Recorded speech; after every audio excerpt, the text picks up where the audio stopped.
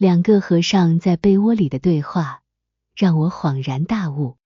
大家好，欢迎你再次来到读书有道，一同探索生活的深度，感悟人生的宽度，分享智慧的高度。今天要跟大家分享的是关于两个和尚在被窝里的谈话。故事是这样的，在一个陈旧的寺庙内，一位小和尚沮丧地对老和尚表达了他的不满。师父，我们这座小庙只有你和我两个和尚，每当我下山去乞讨施舍的时候，人们总是对我恶言相向，不停地嘲笑我是野和尚，而那点微薄的香火钱更是凤毛麟角。今天，即便在这寒冷的冬日，没有人愿意为我开门，我得到的斋饭也贫乏得令人心寒。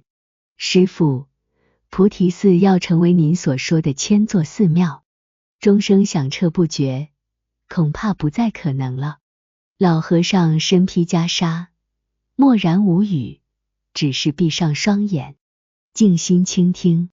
小和尚叙述着他的苦衷，最终老和尚安静了片刻，终于打破寂静，睁开双眼，问道：寒风凛冽，外面冰天雪地，你感到寒冷吗？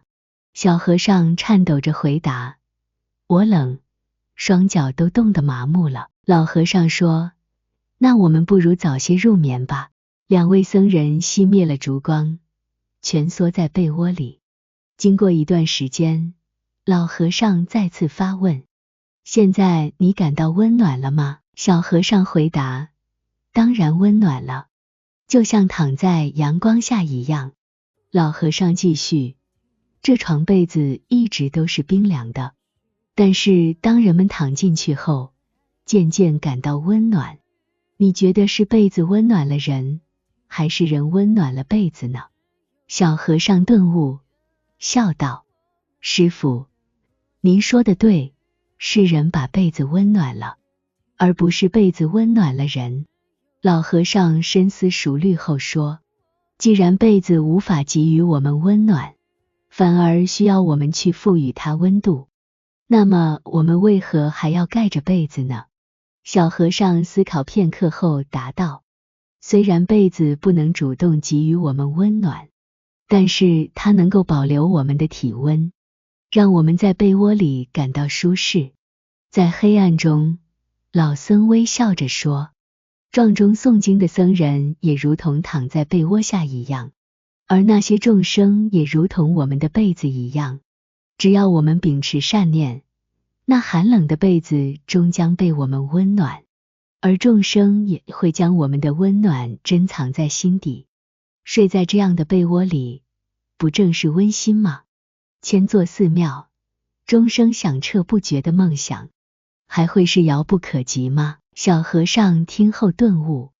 从第二天起，小和尚每天早早下山化缘，尽管仍然面对着人们的责骂，但他一直保持着有礼的态度。10年后，菩提寺已成为方圆10几公里内的大寺，拥有众多僧人，香客络绎不绝，而曾经的小和尚也成为了住持。我们都生活在一座巨大的被窝里，而别人就是我们的被子。当我们用心去温暖别人时，我们也在不知不觉中获得了温暖。爱和温暖都是相互的，只要我们努力成为一个温暖的人，用真心微笑对待这个世界，传播温暖和善意，我们就能激发出周围人的温暖回应，创造一个更加温馨、美好的世界。就像那座小庙最终成为了大寺一样，我们每个人都有改变和影响周围环境的力量。让我们共同努力，让温暖扩散，让爱无限传递。这是一个能够点亮生活的伟大道理。今天这个故事，您领悟到了吗？谢谢大家的观看，请记得点赞、订阅和分享我们的频道。下个视频见。